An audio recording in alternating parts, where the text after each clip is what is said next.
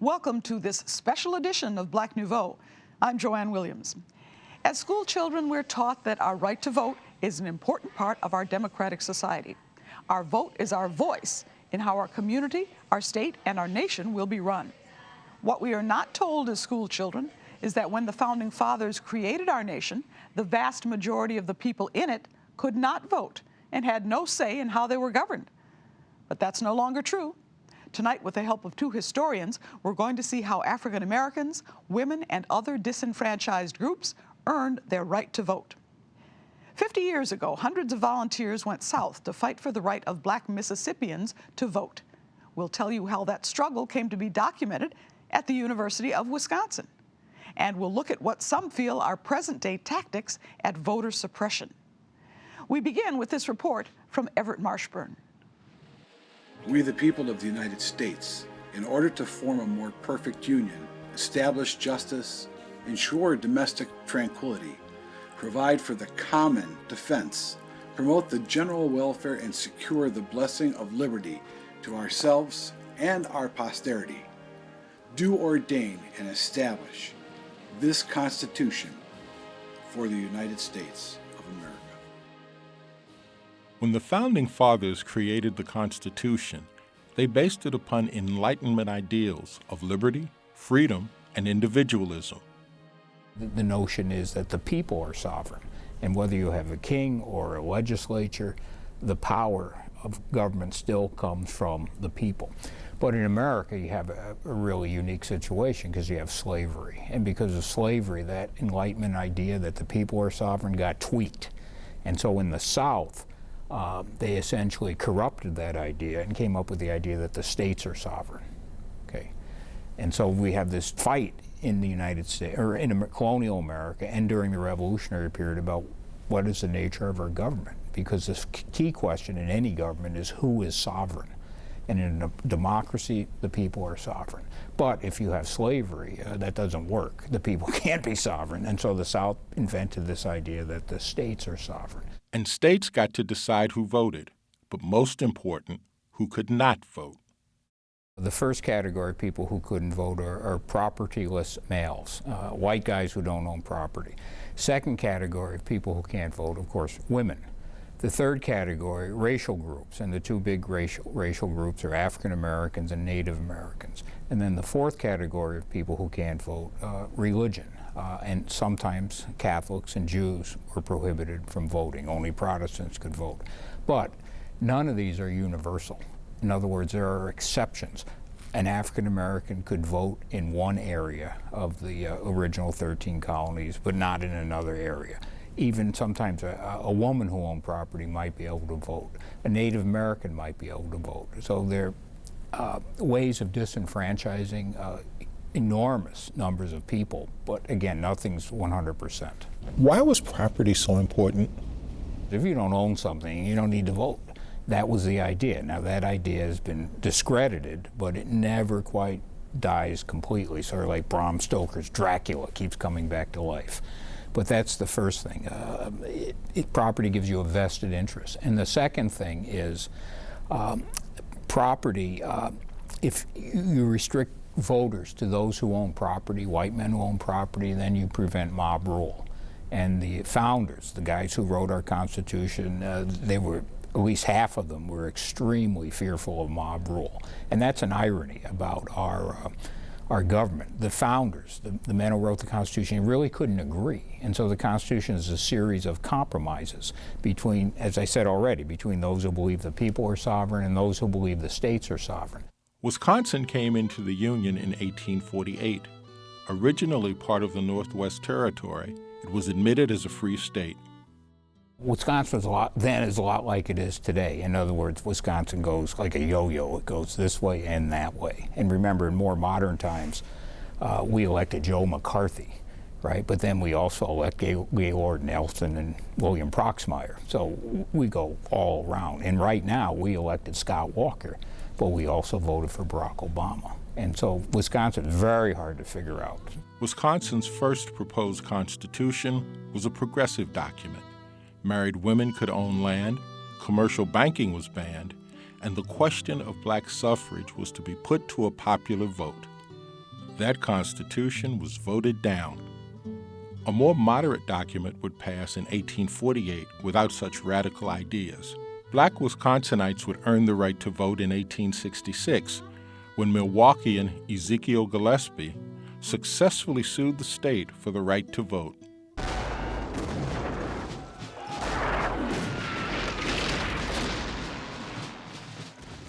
The Civil War lasted 4 years. More than 600,000 soldiers were killed. The economy of most southern states was ruined, and 4 million slaves were freed. In its aftermath, the period that we call Reconstruction, freedmen were franchised. What we see happen after 1865 is this remarkable experiment in racial democracy.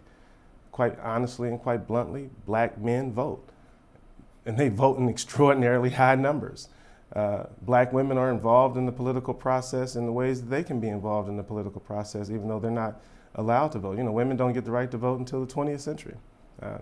So in those first couple of decades, or more precisely, as the 19th century closes, we see remarkable political engagement on the part of African Americans, because they know very fundamentally that in order to secure their position as citizens, in order to make sure that they don't return to a place of slavery, they have to be represented by folks who are going to then think about their needs and then also work to secure their needs.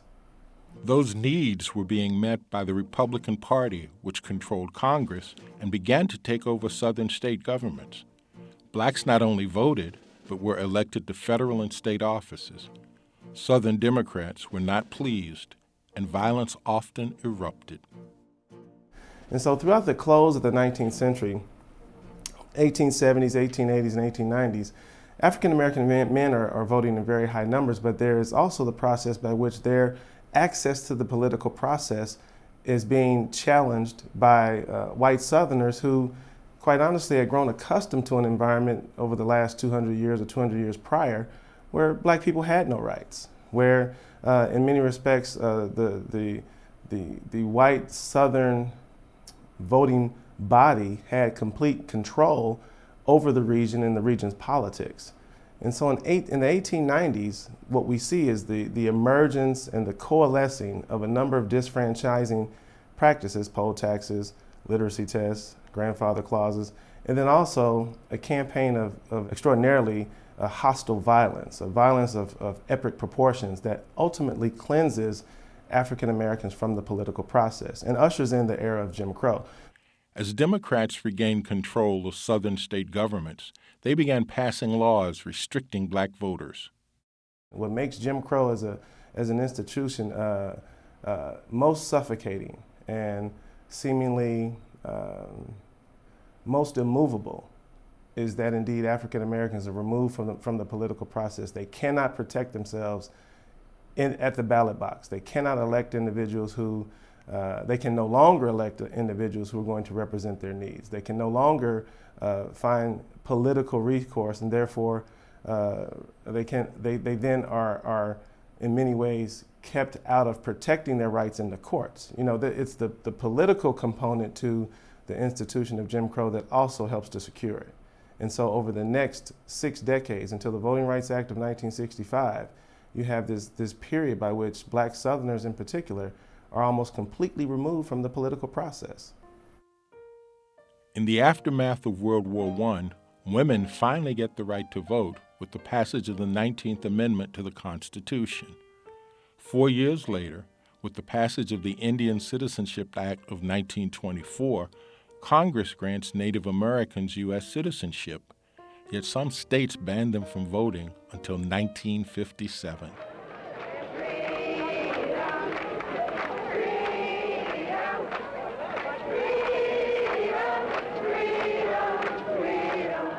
Moving into the 20th century, African Americans would make voting rights a major part of the modern civil rights movement.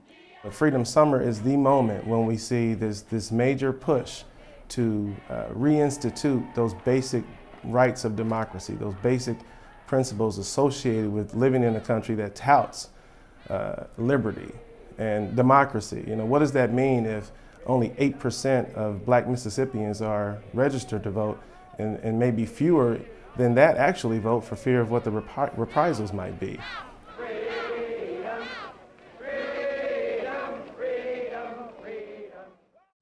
For many of us, our right to vote has indeed been hard fought. People have died trying to register to vote, and people have died trying to help them. That's what the Freedom Summer 50 years ago was all about.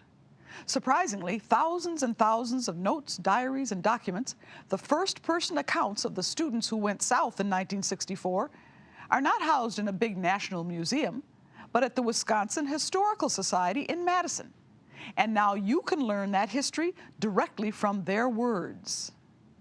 Ain't gonna let nobody turn me round, turn me round. Madison middle school teacher Gwen Gillen says that civil rights icon Fannie Lou Hamer started every meeting with that song.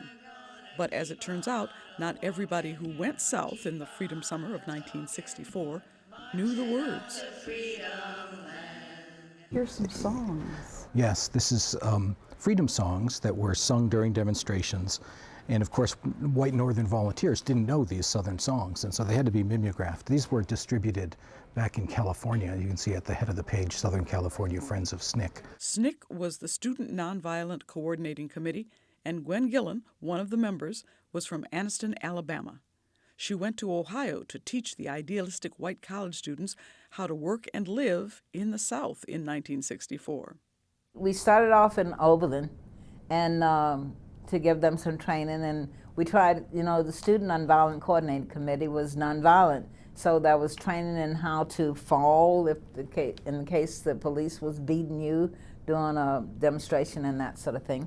And voter registration was you go from door to door and you go from field to field. Sometimes in Batesville, I had to work in a field a whole week to get the whole county to come to a mass meeting, but they came and packed the church and it was overflowing. And they were willing to go and register and stand out there and get arrested if possible, this sort of things. I'm always impressed at the courage and the commitment of ordinary people. Some of them went on to be famous or to be thought of as heroes, but at the time they were doing it, they were just ordinary people standing up for what they believed in. Some of them paid for it with their lives. And when you handle their letters and their diaries, you realize, oh, these people are not very different from other people I know today. Thousands of documents, letters, meeting notes, diaries, are stored at the Wisconsin Historical Society. This is the real history of the civil rights movement, the day-to-day, first-person accounts of the young men and women who wanted to help their fellow citizens register to vote. I think one of the most astonishing things to me is how courageous ordinary people had to be. People with sixth grade educations had to say, I will risk my home, I will risk my life for an ideal or to overthrow an injustice. I don't think I'll ever get over that. Gwen Gillen was a college student herself in 1964. I felt that there was a need for change. I was born and raised in the South, and I had been in my own hometown where they had white colored fountains and colored and white. I would always drink at the White in the 5 and dime store. It barely touches the surface of the eyewitness history spread throughout the stacks at the Society. History that touched Michael Edmonds as he worked at the material. Sometimes it's, working on this project has been so moving that I had to stop. I couldn't work on it for a while, reading what happened to people who just tried to vote, the horrors they had to face in the Deep South just for trying to register to vote. What surprised you? Well, how much of it there is to begin with. We put 35,000 pages of unpublished documents, handwritten minutes of meetings or people's diaries and letters. And that's not all that exists. That's just what we have here. We put those 35,000 pages online. What do you think we should learn from seeing this display? That it wasn't all about heroes and holidays. It was about ordinary people. The exhibit title is Risking Everything, and it comes from a quote of Bob Moses, who was the architect, the head of Freedom Summer 50 years ago. And he said, it didn't take great celebrated leaders to make a movement. It took a few people who were willing to risk everything. The question's going to come up, why are the archives of the Freedom Summer movement in the southern part of the United States in Madison? That question comes up all the time, Joanne. It's because a handful of UW students 50 years ago had been active on the ground in the South, and then they came here to go to school. And they thought this living history has to be preserved. They were afraid that only the records of big national organizations like NAACP's New York office would get preserved. And what they thought was most important about the civil rights movement was that individual people, thousands of ordinary people, were putting their lives on the line. One of those was Andrew Goodman, one of the 3 Freedom Summer workers murdered in Mississippi in 1964. Andrew Goodman, Mickey Schwerner, and James Chaney. Andrew Goodman had been a student at UW-Madison, so after he was killed, his parents sent us their papers and his papers, and this folder contains materials that he had at the time that he was killed. This is a card of who should be contacted in case of emergency that he was carrying when he went south with his father's address and phone number in New York. And is it grayed, and is that just because the paper has deteriorated, or was there That's fire, because the FBI treated all the documents with certain chemicals hoping to find fingerprints or other evidence on them. Oh. So it's not charred from the fire of the car that they were in or anything. That's from the treatment by the FBI back in '64. Here's his map of Mississippi, or the map of the country. And look, you see he has circled Meridian, which was the local office of CORE, the Congress on Racial Equality, and here's Philadelphia, where he was murdered. It's the first group that went down, Mickey Schwerner and them. They were killed in Neshoba County, and we felt so terrible about it that a group of us, Donna Richardson, Stokely Carmichael, and Hollis Watkins and I, went to Neshoba County, where they were killed, and searched for bodies every night, that sort of thing. Even though we thought we might get killed, we just couldn't afford not to. Were you ever afraid? I wasn't. I wasn't afraid because I was willing to put my life on the line because I felt things had to change. What do you want people to get from the display? When folks see the Freedom Summer display, what do you want people to learn from it? I want them to see that these poor people were able to make such a great change that has affected the whole country and has brought the whole country to a better standard of living, all the way because they were able to use the vote to change things.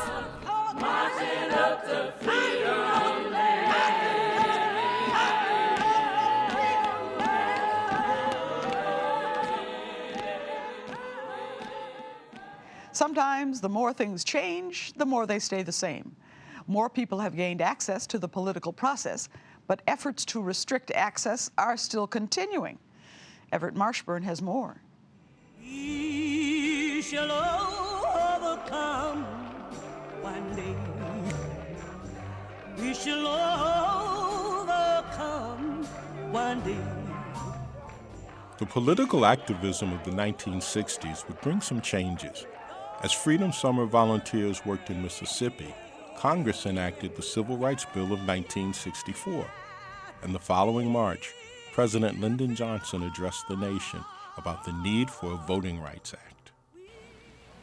The harsh fact is that in many places in this country, men and women are kept from voting simply because they're Negroes. Their cause must be our cause too, because it's not just Negroes, but really it's all of us who must overcome the crippling legacy of bigotry and injustice. And we shall overcome. The Voting Rights Act became law in the summer of 1965. What happens with the Voting Rights Act is we get rid of literacy tests. We get rid of these mechanisms by which your access to the political process could be manipulated. We get rid of poll taxes. But then the Congress and later on the Supreme Court goes further to make sure not only are folks casting votes, not only are folks voting, but they're casting meaningful votes, such that to make sure that there's not voter dilution, to make sure that there aren't mechanisms by which, even though if you're voting somehow or another, your vote doesn't count. And so it's really a revolution in the political process in the United States. We enter a period where the federal government says we're going to protect your voting rights and we're going to make sure that when you do go to the voting booths, that your vote matters. The votes did matter. Black representation in local, state, and federal government increased dramatically over the next 2 decades. At the time the Voting Rights Act was signed into law, there were 500 elected black officials out of 500,000 offices in the nation. By the end of the 20th century, that number had increased to 9,000.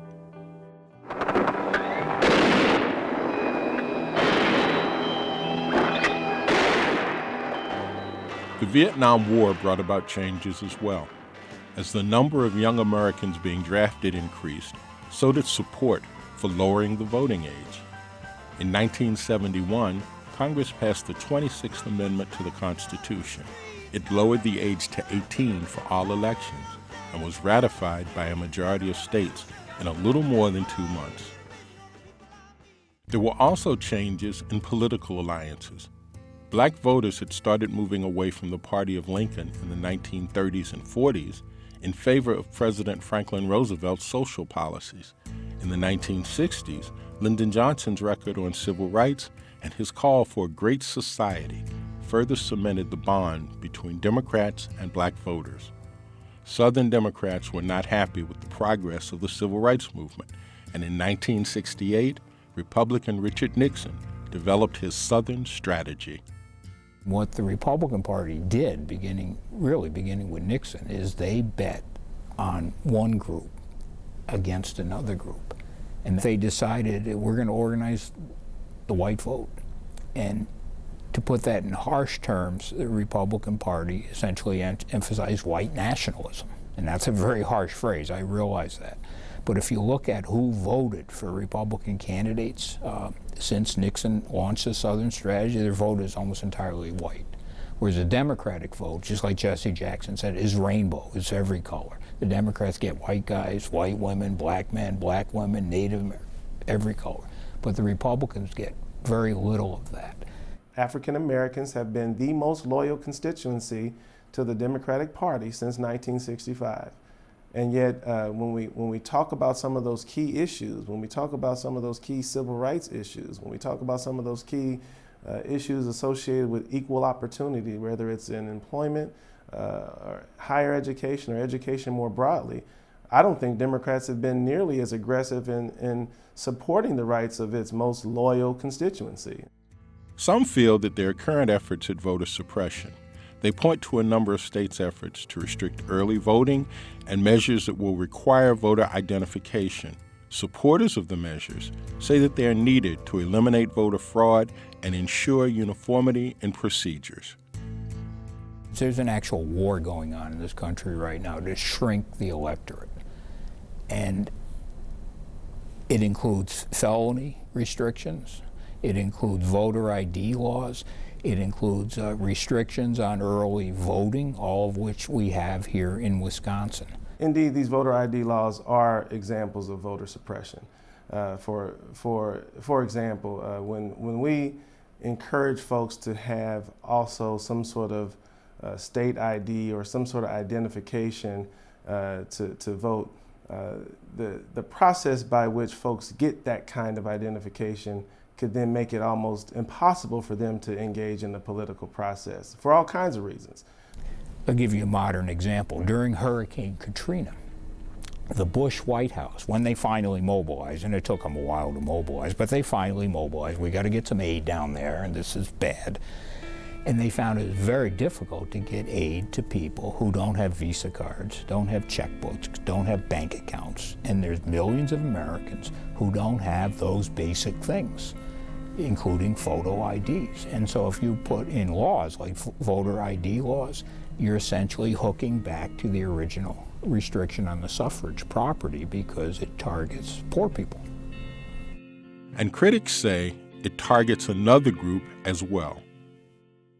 Not only along with voter ID laws, we see laws that are impacting young voters. Young voters tend to vote more liberally, or they vote more as liberals than conservatives. And so we've seen across the country a number of states that are enacting measures that will make it more difficult for younger people to vote. Voter ID laws impact college students directly. Many of and high school students who might be of voting age. Many of them may or may not have the appropriate ID related to where they live and all that kind of stuff. If they are in some ways a transient population moving back and forth from a campus or moving back home in the summer. And so the voter ID laws, again, can impact 18-year-olds, irrespective of their race. Yet both historians are optimistic.